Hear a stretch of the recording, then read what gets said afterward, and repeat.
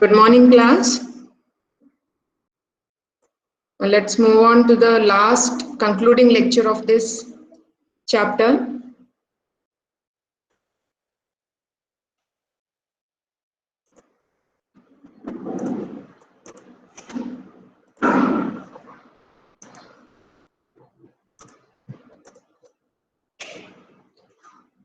In the last class, we have seen what is a coherency model and how parallel copying of files can be done across HDFS clusters, either in the same data center or to a different data center by using distance copy method or dist-cp property.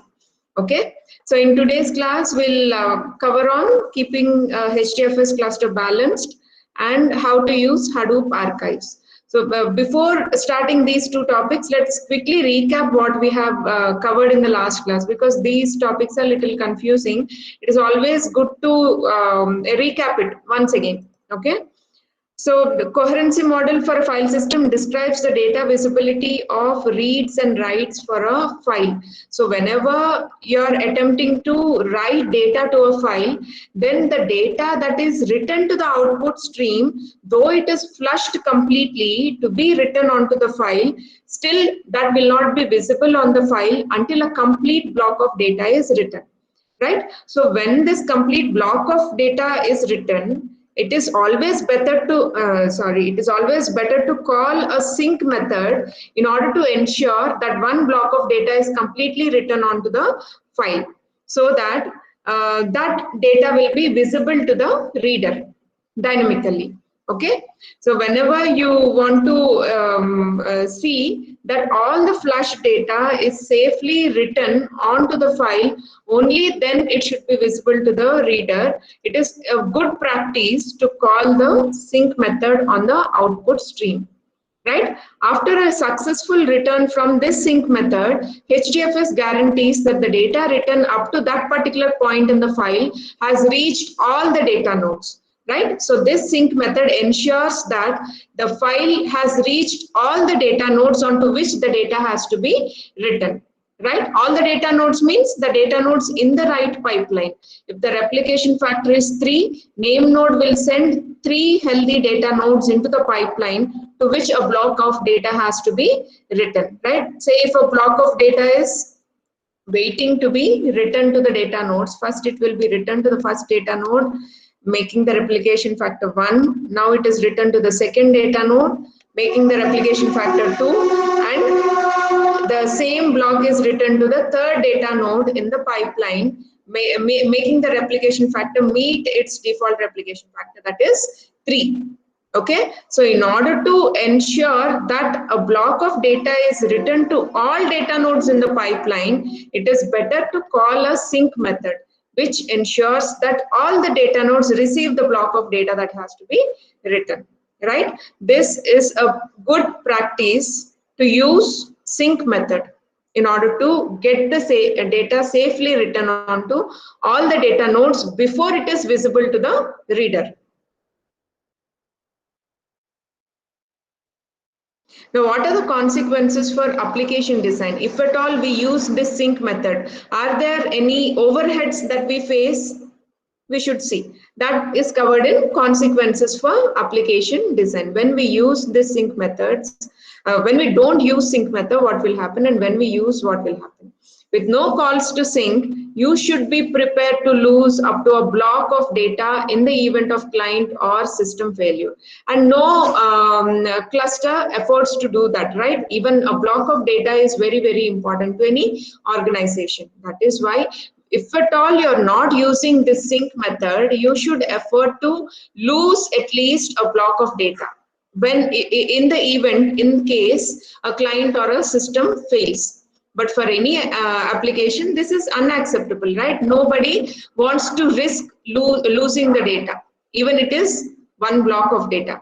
So you should call sync method at suitable points. It is like checkpointing, saving the data up to a particular checkpoint, right? So it is always advisable to call this sync method at suitable points such as after writing a certain number of records or after writing certain number of bytes into a file, it is better to call the sync method at frequent intervals of time, at frequent durations of time, right? So the sync operation is designed to not unduly tax HDFS. It does have some overhead, so there is a trade-off between data robustness and throughput. Why I am asserting on this particular slide again and again is, whenever you are using sync method, you should not unduly make it as an overhead. Don't use it too much or don't use it too less also. Why? Because you have to strike a balance between data robustness and throughput. If your application gives too much importance to the data, if your application has very critical data that has to be maintained, in such case, data robustness is very important for you.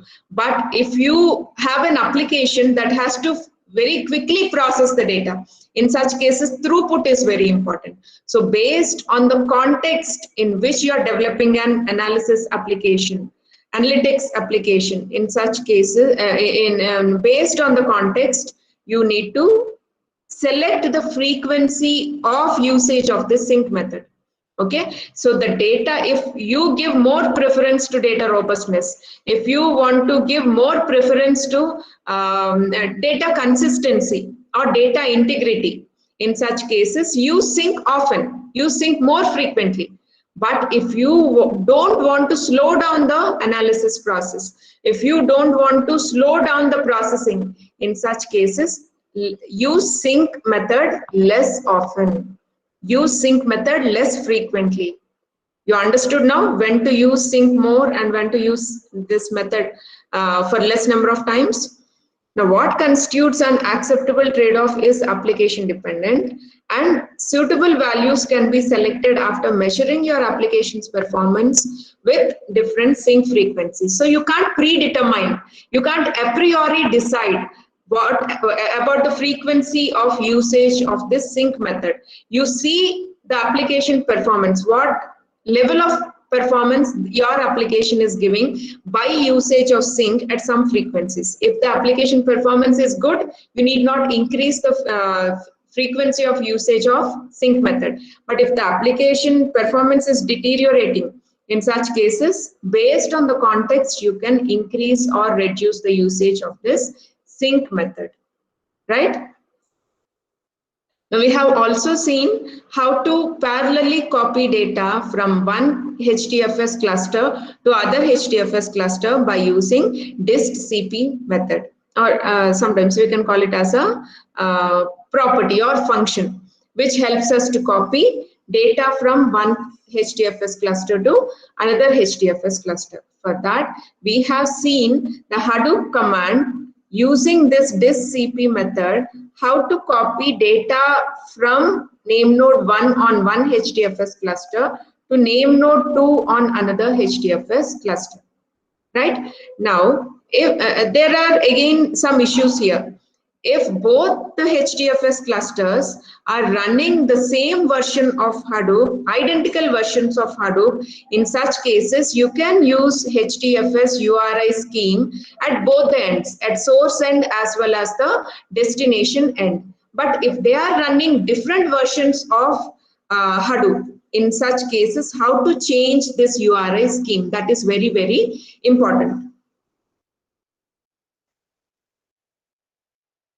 Now, if you want to transfer data, or if you want to copy data from one HDFS cluster to another HDFS cluster, which are being run on two different versions of Hadoop. In such cases, instead of using HDFS, you should prefer to use HFTP. HFTP is Hypertext File Transfer Protocol, which will make the destination system compatible enough to work with any type of Hadoop version that is being run on the source cluster. Understand this carefully. I am repeating again. When you want to copy files from one HDFS cluster to another HDFS cluster, which are being run by two different versions of Hadoop. In such cases, if you use the URI scheme as HFTP with the source cluster, that will make the destination cluster compatible enough to work with any type of Hadoop version, right? That is why we used here percentage Hadoop, this CP. You're using HFTP URI scheme for name node 1 by specifying the port number and the directory structure and to which destination file system it has to be copied. On the destination HDFS cluster, it has to be copied onto name node 2 under the directory structure bar, which will create a new directory structure FOO now, under which all the data will be copied. Okay, now if you want to use much latest version or much latest protocol, we can use this web HDFS. This web HDFS will help to implement extra security features like Kerberos authentication while copying the data from one cluster to another cluster. In this case, you can observe that for the source cluster as well as the destination cluster, the URI scheme is used along with web HDFS itself, right? This makes it more easier to copy the files from one cluster to another cluster, though they are being run on different versions of Hadoop, right? Now let us come to today's topic, keeping an HDFS cluster balanced. Now, when copying data into HDFS, it is important to consider cluster balancing. You can't make a map job overburdened with copying the entire amount of data. You know that when you're copying data, when you're working with the distributed systems, you tend to copy large volumes of data. Now, when you're copying large volumes of data, you can't overburden a single map task to copy the entire volume of data from one cluster to another cluster. So you have to distribute that copying task across many map functions so the cluster will be balanced. You can't keep more map jobs on one cluster and minimum amount of map jobs on another cluster. That will make the cluster imbalanced. So you should make correct distribution of the map task so that the cluster will remain balanced. The resources are utilized properly, optimally. Okay, so when copying data into HDFS, it is important to consider cluster balancing. Now, HDFS works best when the file blocks are evenly spread across the cluster, right? When the file blocks are evenly distributed across the cluster, all the data nodes will participate in the process of reading the data or writing the data, right? Rather than one or two systems overburdened with the task of read or write, if the blocks are balanced across all the nodes in the cluster, even the read and write task can be balanced across all those nodes in the cluster. So HDFS works best when the file blocks are evenly spread across the cluster. So you have to ensure that disk CP doesn't disrupt this. Okay, so whenever you are attempting to parallelly copy the data using disk CP, that task will be mapped onto multiple data nodes in order to balance the task. Now, if you take an example of copying 1000 gigabytes of data by specifying just one map task, if you give -M1, it is that you are assigning that copy job to one particular map task. What will happen in this case? Only one map will be responsible. Only one Java class will be responsible. Only one node will be responsible to copy the entire data from one cluster to another cluster, which will overwhelm a particular data node with the entire task of copying. But if at all you can distribute the task across various nodes onto multiple map jobs, then the cluster will stay balanced. Okay, so above process will be slow. When you assign the copying task to a single map job, the process will become slow because one node has to serve the entire amount of data, or it has to copy the entire amount of data. That will slow down the process. But if that task is divided across some 10 map jobs, then the work will be made and then the task will be executed much faster, because more number of map jobs are now sharing the task rather than one map job taking the entire task. Okay, so above process will be slow and doesn't use the cluster resources efficiently, and means that the first replica of each block would reside on the node running the map job until the disk filled up, right? So whenever you're assigning the map task to a single node, then the process will be very slow and it doesn't use the cluster resources efficiently. This means that the first replica of each block would reside on the node running the map, right? So the second and third replicas would be spread across the cluster, but this one node would be unbalanced. Though the other replicas are available on different nodes, you are assigning this map job to a single node, which will overburden that particular node. And it is not shared between the second and third replicas. So by having more maps than nodes in the cluster, this problem is avoided. So if you increase the number of maps than nodes in a cluster, then multiple map jobs can be assigned to a single node. Again, set of maps can be assigned to another node. Again, completely different set of map jobs can be assigned to the third node. What you're doing here, you're assigning multiple map jobs to different nodes so that the cluster will remain balanced. All the data nodes will share the task of performing a map job. All the map jobs will take up the task of copying the data simultaneously, which results in cluster balancing, right? For this reason, it is best to start by running disk CP with the default of 20 maps per node. So what is the thumb rule? Where to start with? So by default, you can make a disk CP task to be performed by 20 maps per node. You can assign 20 map jobs for a node. Then move on to next node, move and assign 20 maps to that particular node, move on to the third node, assign again 20 map jobs to the third node. Now if any map jobs are remaining, again come back, assign from beginning, keep assigning them separately so that all the map jobs are equally distributed across the data nodes. Okay, this is how you can keep the HDFS cluster balanced in order to use the resources optimally, efficiently. However, it is not always possible to prevent a cluster from becoming unbalanced. Still, sometimes the situation may go out of control. You may not always be able to balance the cluster at all times. Perhaps you want to limit the number of maps so that some of the nodes can be used by other jobs. Say if you want to limit the number of maps executed by a particular data node so that those nodes can be used by other jobs, some other jobs like processing task, or some other jobs like writing the data or reading the data, right? So a node is not responsible only to perform a single operation. It can perform read operation, it can perform write operation, it can perform analysis operation, it can process the data. Multiple tasks can be handled by a data node. Remember that.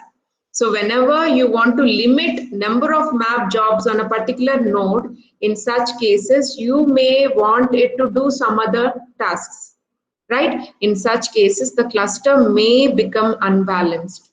In this case, you can use the balancer tool. There is an option for this. There is an alternative for this. What is that? You can use the balancer tool to subsequently even out the block distribution across the cluster. So this balancer tool, which will help us to distribute the blocks across the cluster in an even manner so that the cluster will not result in an imbalanced state. Now let's move on to the next topic, Hadoop archives. A Hadoop archive is created from a collection of files using the archive tool. Now, why do you need to archive the files? You can't always keep the entire amount of data in the primary memory, correct? If you are using some files very frequently, you can keep it for quicker access. But some files will become old along with time. Say the customer data, the new customer data, say your organization got some new customer today. Now, his data will be very important for 2 to 3 years, but after 10 years, the data will not be frequently accessed. In such cases, unfrequently accessed data can be archived and can be retrieved only when the requirement arises. Until then, it can be kept at a remote area which will not waste the memory space, which can be actually utilized for more frequently used data. Right? In such cases, archive tool will help us to archive the files that are less frequently accessed. Okay, so a Hadoop archive is created from a collection of files using the archive tool. The tool runs a MapReduce job. Again, archiving the files also is a MapReduce job, right? Archiving is not a simple task again. It has to retrieve all the less frequently accessed files from different file systems on HDFS cluster, bring it into a single archive file and store it, right? So this is also executed as a MapReduce job. So the tool runs a MapReduce job to process the input files in parallel. So to run it, you need a running MapReduce cluster to use it. So whenever you want to perform this task of archiving, you need a running MapReduce cluster in order to perform that task. Now let us see how we can write the commands to archive the files. Here we are using the Hadoop command and using the file system and recursively list the files. -ls is to list the files. -ls is to list the files, and R is to recursively list the files. So recursively list all the files in the directory structure of my files.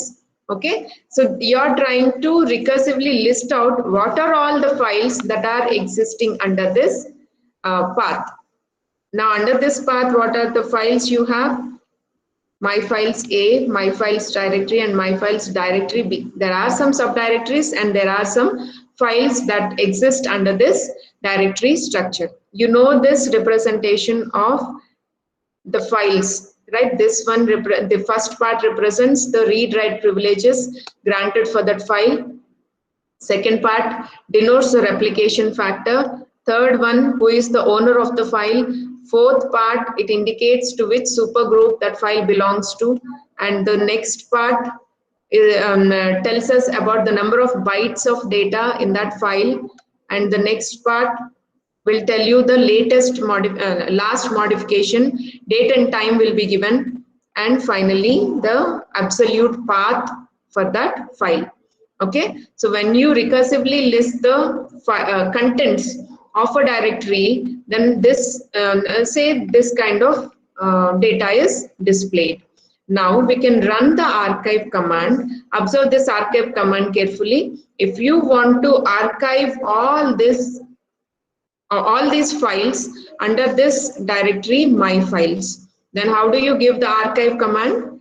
Because it is a Hadoop command, %Hadoop, you are trying to perform the operation of archiving. You are trying to use the tool archive, and -archive name is followed by the Hadoop archive files name, that is files.har, and from which directory you are archiving, from which directory you are archiving the files, and to which directory that archived file have to be stored. Okay, I'm repeating this again. You're using a Hadoop command, %Hadoop. By using the archive tool, you're trying to archive -archive name followed by the file name, which would contain the archived content, that is files.har. The extension .har indicates Hadoop archive. The .har extension indicates it is an archived file. Okay, so it is files.har. Now, from which directory you are archiving the files? From my files directory. And to which directory you are saving the archived file? /my. Under my directory, you are saving this archived file. So this is the source directory from which you are fetching the files to be archived, and this is the destination directory to which the archived file has to be stored. Right? Did you understand this command? Bhavisha? Yes, ma'am. Sneha? Savita? Yes, ma'am. Lata? Yes, ma'am. Deepika, LG and MB? Yes, ma'am. Good. So let's see what the archive has created. Once you archive the file using archive tool, let us see now how it is stored.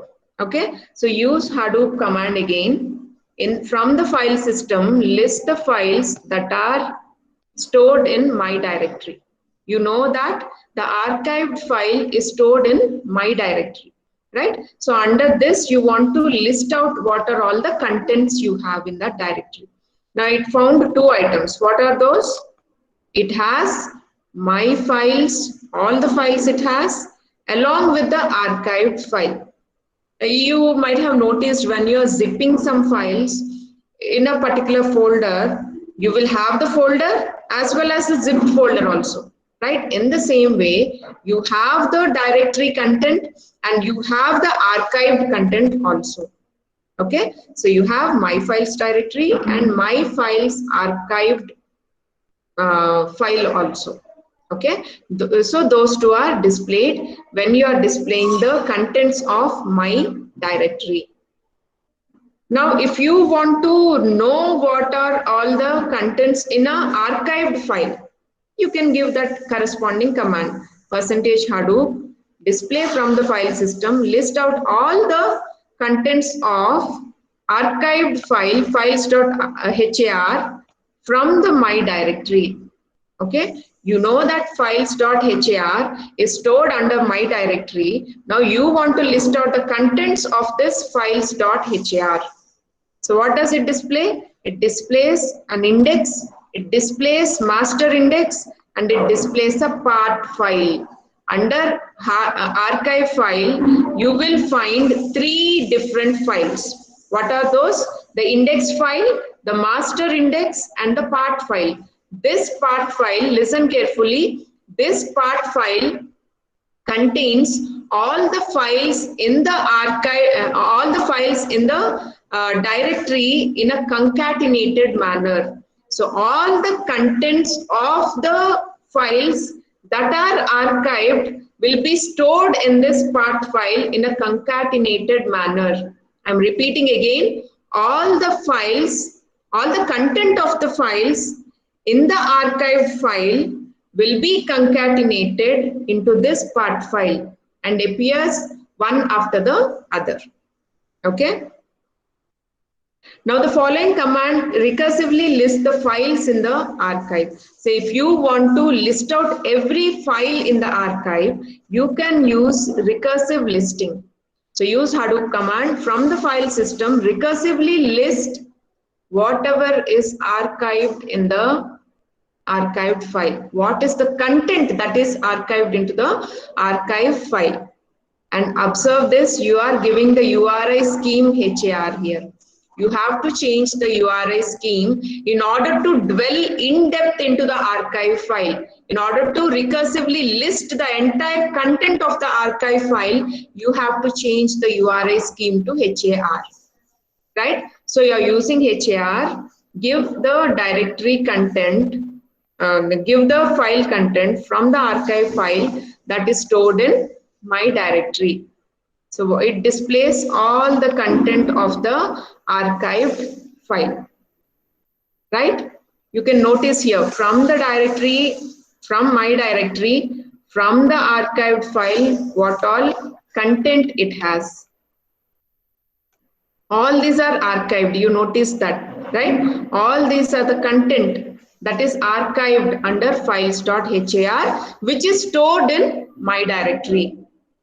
Okay, this is quite straightforward when the file system that the HAR file is on is the default file system, right? Now, when the file system you want to, when the file in the file system you want to archive is on the default file system, it is quite straightforward to give the command. But if you want to refer to a HAR file on a different file system, if it is default file system, it is quite easy to give the command. But if the archived file is on a different file system, you need to use a different form of the path URI. So how you do that? In the normal cases, you give the Hadoop URI, the archive URI HAR, and list out all the files. But if it is on a different file system, then you have to use HAR URI scheme, which in turn takes the HDFS from the local host. So this is the owner of the local host URI. So HDFS, for HDFS, you are taking the local host, mentioning the port number on which it can find the archived file and get the archived file details. Okay, if you are running it on a pseudo distributed mode, you are working with only one single machine. In such case, it is local host. But if you are working on multiple machines, then this local host name may differ. It can be a port number and the system's IP address, which you have to provide in order to connect to that particular system, right? Now, to delete a Hadoop archive file, you need to use the recursive form of delete, because from the underlying file system's point of view, the HAR file is a directory. How do you identify a Hadoop archive file?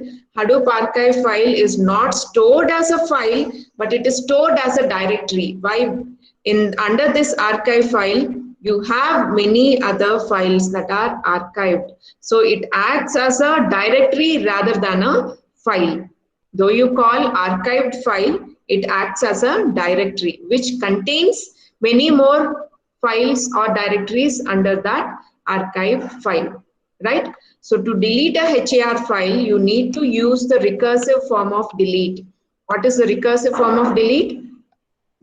-rm, which stands for remove, and R associates recursive remove. Okay, so -rm stands for recursive remove. RM is for remove, R is for recursive. So you have to recursively remove, recursively delete. Okay, so you need to use the recursive form of delete, because from the underlying file system's point of view, if you see from the viewpoint of the file system, HAR file is not a file exactly, but it is a directory which has much more content under that is archived. Okay, so how you give the command %hadoop for the file system. In the file system, remove recursively. What has to be removed? The archived file that is stored under my directory. Okay, this keeps the archived file removed from the file system. Got it? Now, before closing this chapter, let us quickly paraphrase what are all the topics we have covered under this module. The design of HDFS is our first topic in this module 4. It helped us to understand what are all the HDFS concepts we have. Do you remember what are the important concepts under HDFS? Name nodes, data nodes, HDFS federation, HDFS high availability, failover, and fencing, right? These are the very, very important concepts under HDFS, which helps us to understand the underlying working architecture. Okay, how exactly the client and the name nodes and the data nodes interact with each other in order to perform the tasks like reading the data, writing the data, processing the data, analyzing the data. all these tasks, how they are internally performed by the client name nodes and the data nodes.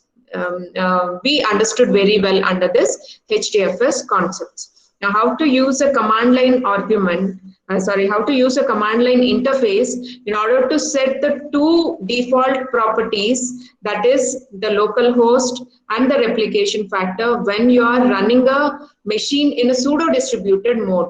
Means if your cluster is having one single machine rather than multiple machines, in that case, still how you can work with a HDFS cluster, that is explained in command line interface. And you have seen basic file system operations, Hadoop file systems, interfaces like C and Fuse, and the Java interface, how you can use this Java interface in order to read the data from Hadoop URL and read the data from HDFS file system, and how to query the file system by using file status parameters, and how to delete the data or how to delete a file, and the anatomy of file read and file write, how actually the client interacts with name nodes and data nodes in order to read a file in the file system on HDFS cluster, or write data to the file in the file system on HDFS cluster. That anatomy, the clear sequence of operations, you have understood very well from this anatomy of file read and write. And finally, coherency model, which helps us to use the sync method to ensure that all the blocks of data is safely written before they are visible to the user. And parallel copying with DISC-CP, which helps us to copy files from one cluster to another HDFS cluster, and how to keep a HDFS cluster balanced by intelligently distributing the map tasks across different data nodes. And finally, how to archive files using Hadoop archives, and how to delete an archived Hadoop file or archived Hadoop directory, right? This is how we conclude our fourth module. Any doubts in this module, students? Ambarish? No doubt, ma'am. Ramya?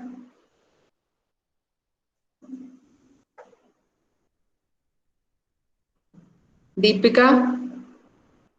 No doubt, ma'am. Very good. Okay, then we'll meet in the next class. Before that, stay back, I'll take attendance.